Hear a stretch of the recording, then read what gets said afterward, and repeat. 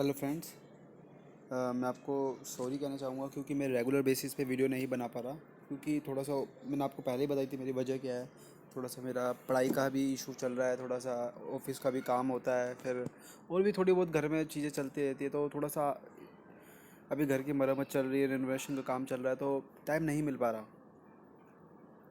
लेकिन जब भी मैं पूरी कोशिश करूँगा, जैसा भी मुझे 2-3 दिन में टाइम मिलता है कि नहीं मिलता है, आप अपनी एंड से पूरी पढ़ाई करते रहना।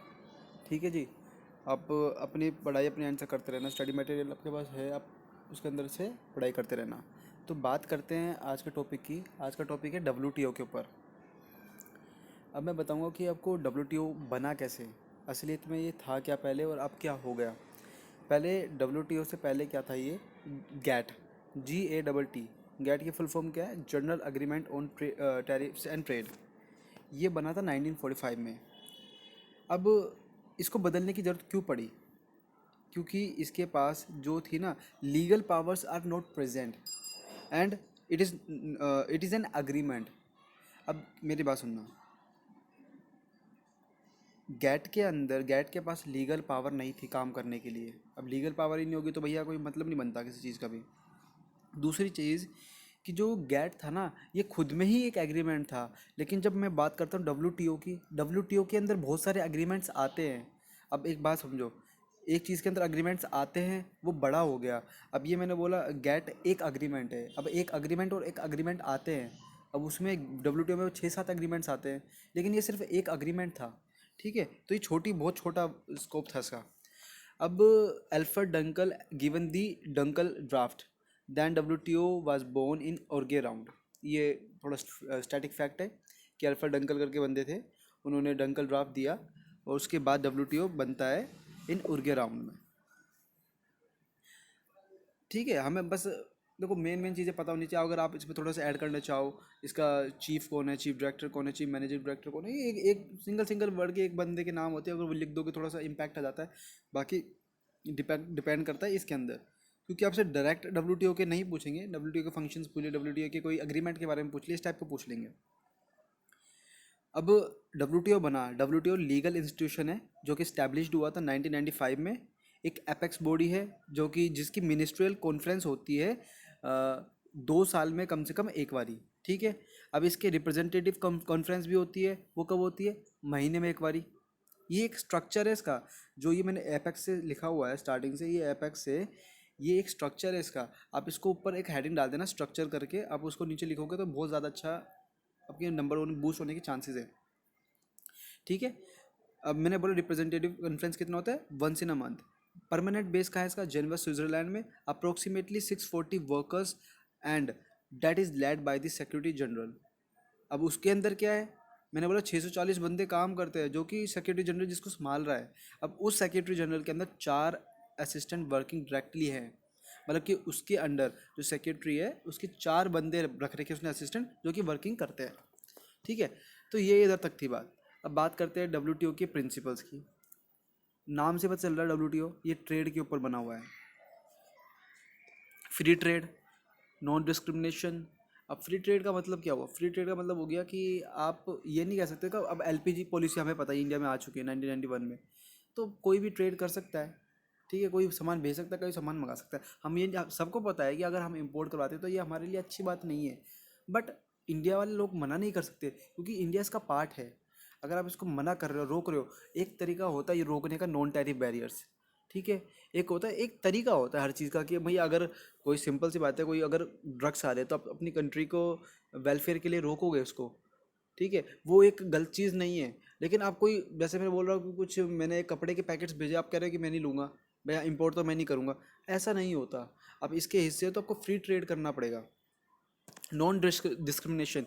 ये नहीं कि मैं USA से ले रहा हूँ सामान लेकिन मैं कोई और कंट्री से नहीं ले रहा, सबके साथ बराबर का भेदभाव। मैं ये नहीं कह रहा कि जैसे कि मैंने USA से लिया लेकिन 10% की ड्यूटी लगाई, लेकिन मैं चाइना से ले रहा हूँ 25% ड्यूटी लगा रहा हूँ, क्यों भाई। तो ये सब चीज़ें हैं इसके अंदर। ठीक है, ये मोस्ट फेवर नेशन का कंसेप्ट भी आता है इसके अंदर, इक्वालिटी का भी आता है, इक्वालिटी वाले सबको बराबर रहेंगे। मोस्ट फेवर्ड नेशन में यही होता है कि सब के सब बराबर है, कोई ये नहीं कि इसको मैं ज़्यादा भाव दे रहा हूँ या उसको कम दे रहा हूँ। अगर मैं 10% ड्यूटी इससे ले रहा हूँ तो 10% उससे भी लूँगा, ये नहीं कि कोई भाईचारा दिखा रहा हूँ उसके अंदर। Encouragement of the fair competition, predictability, economic development, ये कुछ इसके प्रिंसिपल्स है। आप इस प्रिंसिपल को 2-3 बार लिखोगे तो बहुत इजीली आपको याद हो जाएंगे। ठीक है, अब बात करते हैं इसके एडमिनिस्ट्रेटिव मल्टीलैटरल अग्रीमेंट्स। पहला आता है, ये 4 लेवल पे बैठे हुए हैं, platform, executive, economic and trade policy review mechanism. अब प्लेटफॉर्म में क्या आता है, ये लिखा हुआ है डिस्प्यूट रिजोल्व मैकेनिज्म। फिर आता है एग्जीक्यूटिव लेवल पे supervision, economic level, economic coherence, COHERENCE। फिर आता है ट्रेड पॉलिसी रिव्यू मैकेनिज्म। ये इसके एक एडमिनिस्ट्रेशन की मल्टीलैटरल एग्रीमेंट्स है एडमिनिस्ट्रेटिव लेवल पे। ठीक है, तो ये आप इसको डायरेक्ट याद कर लेना, इसमें कुछ और लिखने की जरूरत नहीं है आपको, ये 3-4 पॉइंट्स याद कर लेना। याद करने का तरीका सबसे बेस्ट, जो मैंने याद करा, ये सारा मैंने याद करा हुआ है, ये मेरे ही नोट्स है। आप इसको 2-3 बार लिखोगे इन पॉइंट्स को, आपको काम हो जाएगा। ठीक है, अग्रीमेंट्स की बात करते हैं। आपके सामने ये 5 अग्रीमेंट्स हैं, अब हम इसके बारे में 1 बाय 1 बात करते हैं।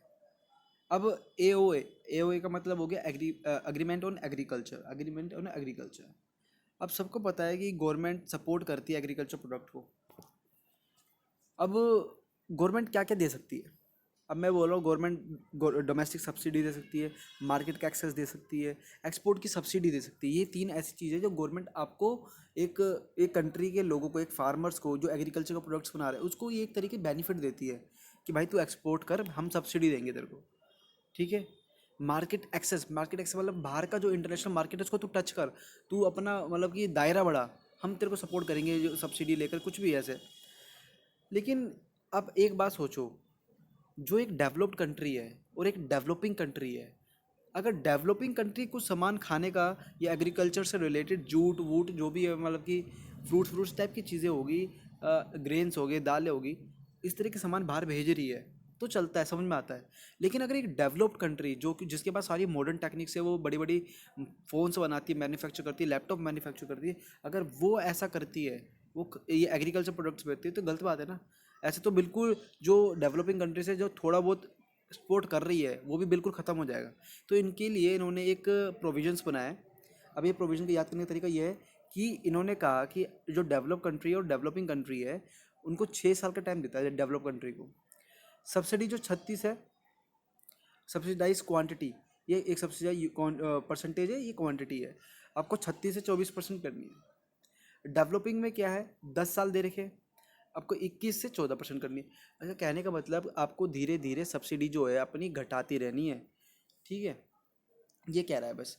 इनको 10 साल का समय दिया है, इनको 6 साल का समय दिया डेवलप कंट्री को, क्योंकि डेवलप कंट्री के पास बहुत सारे आइटम्स और हैं जो कि वो एक्सपोर्ट कर सकते हैं। ठीक है, लेकिन डेवलपिंग कंट्रीज़ यार वो उभर रही है, उसके पास उसको एक्सपोर्ट कर रही है, थोड़ा बहुत इकोनॉमिक उसकी बैलेंस हो रही है, तो उसको नहीं रोका जाना चाहिए उस काम के लिए, वो सही है।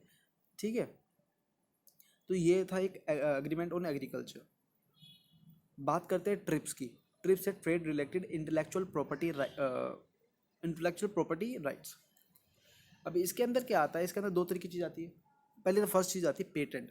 अब पेटेंट भी 2 तरह के होते हैं, एक होता है प्रोडक्ट पेटेंट, एक होता है प्रोसेस पेटेंट। अब प्रोडक्ट पेटेंट की बात करता हूँ मैंने बोला कोई मेरे पास कोई प्रोडक्ट है, ठीक है, मैंने बोला मेरे पास मैगी है, ठीक है, मैं नेस्ले की कंपनी की मैंने मैगी इन्वेंट की है, मैंने मैगी बनाई, मैंने इसका पेटेंट रजिस्टर्ड करवा लिया। लेकिन अब इससे ये होगा कि जैसे मैंने कुछ जो इंग्रेडिएंट्स है ना, कोई भी कुछ भी मैंने जो इसके अंदर टेस्ट मेकर है कुछ भी है, उसमें चेंज करके दूसरी कंपनी एक नया प्रोडक्ट बना सकती है। वो ये कह सकती है सर ये वाला प्रोडक्ट और इस वाले प्रोडक्ट में अंतर है, क्योंकि दोनों के जो इंग्रेडिएंट्स है वो अलग अलग है। ठीक है, एक होता है प्रोसेस पेटेंट। अब मैंने बोला एक दवाई, अब दवाई आप देखोगे डिस्प्रिन होगी या कोई भी दवाई होगी जो पेट दर्द की हो या कोई भी अलग डिफरेंट टाइप्स की दवाई होती है, सबका क्या होता है कुछ ना कुछ थोड़ा बहुत मिलीग्राम कुछ पॉइंट ऊपर नीचे चेंज होता है। इसको बोलते हैं प्रोसेस पेटेंट, जो कि प्रोसेस के दौरान आप ले रहे हो। आपने एक प्रोसेस को कर लिया कि भाई ये जो रास्ता है ना इसमें मैंने पेटेंट कर दिया कि भाई मैं इसमें ये सामान मिलाता हूँ, ये सामान मिलाता हूँ, मैंने एक प्रोसेस बना दिया। जैसे हम चाय में क्या करते हैं, दूध पानी, फिर दूध, फिर चाय पत्ती, इस टाइप की चीज़ें चलती है, शुगर डाल दिया, ये सारी की चीज़ होगी, एक प्रोसेस है।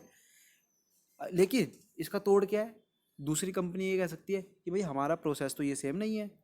तो ट्रिप्स के अंदर इन WTO ने ये कहा कि भाई 2 तरह की पेटेंट्स होंगे, एक प्रोडक्ट का पेटेंट अलग होगा, एक प्रोसेस का पेटेंट अलग होगा। अब अगर आप दोनों को रजिस्टर करवाते हो तो आपका फ़ायदा है। ठीक है, आपको डिपेंड देखना है कि आपको क्या यूज़ है, इसका क्या नीड है, उसके अकॉर्डिंग आपको करवाना है। अब ट्रिम्स की बात आती है, ट्रेड रिलेटेड इन्वेस्टमेंट मेजर्स। अब फॉरेन कंपनी समझ लो, चलो इंडिया के अंदर इन्वेस्ट करना चाहती है, लेकिन इंडिया ये कहती है यार हमारी ज़मीन पे आके काम कर रहे हो तुम, तो हमारा क्या फ़ायदा होगा इससे, तो तुम्हारा ही फ़ायदा सारा सारा। तो इंडिया ने कहा कि भाई लोकल लेबर्स, जो तुम लेबर यूज़ करोगे ना वो हमारे होंगे, वर्कफोर्स हमारा होगा। प्रॉफिट रिपैट्रिएशन का मतलब ये होता है कि अगर आपने एक समझ लो 100 करोड़ रुपए कमाए, तो उसका कुछ परसेंट फिक्स कर दिया जाएगा कि आपको इस कंट्री के अंदर यूटिलाइज करना ही करना है। यूटिलाइज की बात कर रहा हूँ मैं, गवर्नमेंट को देने की बात नहीं कर रहा, मैं यूटिलाइज की बात कर रहा हूँ। अगर मैंने बोला 20%, तो मतलब 20 करोड़ आपको इस कंट्री के अंदर यूज़ करना है, लगाना है। ठीक है, अब अच्छे कामों में लगाओ, वैसे अच्छे कामों में मतलब इन द सेंस जैसे कुछ भी आपने कर दिया छोटा मोटा काम इस कंट्री के लिए, मतलब वो पैसा इस कंट्री के अंदर होना चाहिए। बाकी आप पैसा लेके जा सकते हो, लेकिन वो पैसा इधर ही यूटिलाइज होना चाहिए। आप अपनी कंपनी स्टार्ट कर दो दूसरी, अपना कुछ और काम कर लो, इधर ही यूज़ होगा। फिर आता है इम्पोर्ट रिस्ट्रिक्शन, कि आप बाहर से सामान इंपोर्ट नहीं करवा सकते। एक्सपोर्ट ओब्लिगेशन, कि आपको बाहर एक्सपोर्ट करना होगा अपना कुछ परसेंटेज सामान, ये तो गारंटी है। लोकल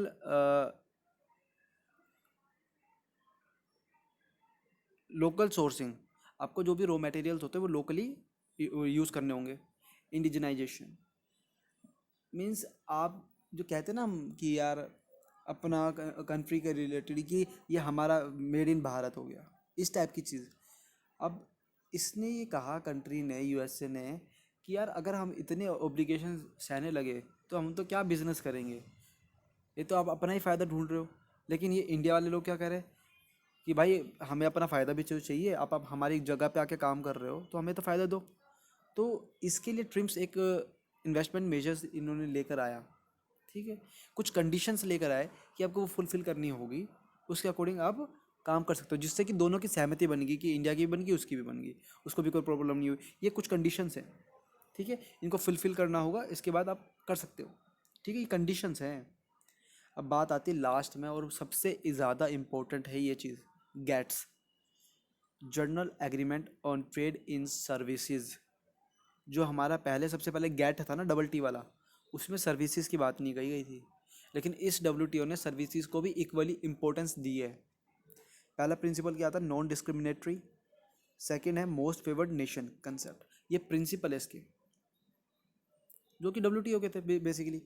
फिर ऑब्जेक्टिव की बात करते हैं, export of trade in services. क्या बात करिए, सर्विसेज के रिलेटेड है, सर्विस के।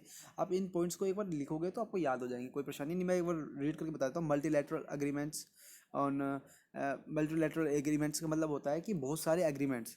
अब डब्ल्यूटीओ के अंदर आपने कितने एग्रीमेंट्स पढ़े, ये 5।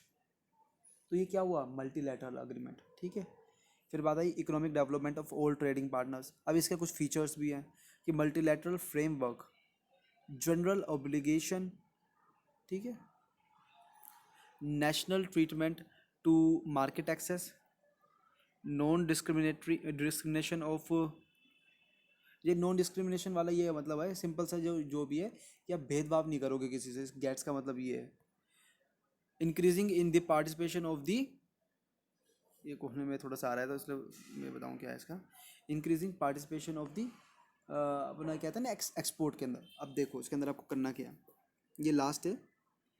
गेट्स के अंदर आपको बस यही था कि मल्टीलैटरल आपका फ्रेमवर्क है, सेंट्रल ऑब्लिगेशन है, ठीक है, कंप्लीट कवरेज है आपका, national treatment to market access है आपका। गेट्स के अंदर आप बेसिकली सर्विसेज पे ध्यान देते हो, सर्विसेज पे आप इक्वली डिपेंड करते हो। आप ये कह सकते हो इकोनॉमिक डेवलपमेंट की मैं बात कर रहा हूँ, तो सर्विसेज भी बहुत बड़ी चीज़ है भाई। आप ये नहीं कह सकते सिर्फ आप प्रोडक्ट को बेच बाहर भेज के काम कर सकते हो, नहीं। सर्विसेज, डॉक्टर्स, लॉयर्स, जो भी प्रोफेशनल चीज़ होती है, जो आप सर्विसेज लेते हो, सर्विसेज वो इक्वली इंपॉर्टेंस करती है। ठीक है, तो ये सारे पॉइंट्स से एक बार आप उसको लिखोगे, मैं कह रहा हूँ आप पेपर में करके आओगे 101%, और आपके नंबर भी आएंगे। तो एक बार मेरी बात सुनना, इस चीज़ को लग रहा होगा यार क्या है, कॉपी में बैठना, इस नोट्स को या तो आप प्रिंट निकाल सकते, प्रिंट निकाल लेना है फ़ोन पे लग के, एक अपनी कॉपी में नोट डाउन करना। नोट डाउन करने के बाद इसको टुकड़ों में तोड़ना, कि भाई एपेक्स जहाँ पर लिखा हुआ है, ये एपेक्स, इधर से लेकर ये वर्क अंडर हिम, ये एक आपका क्या हो गया, ये स्ट्रक्चर हो गया WTO का। अब इस स्ट्रक्चर की डायग्राम बनाना कि भाई नीचे 4 असिस्टेंट आते हैं ऐसे, मतलब कि ये एंगल जैसे मैंने बना देखा, ये एरो वैरो टाइप का।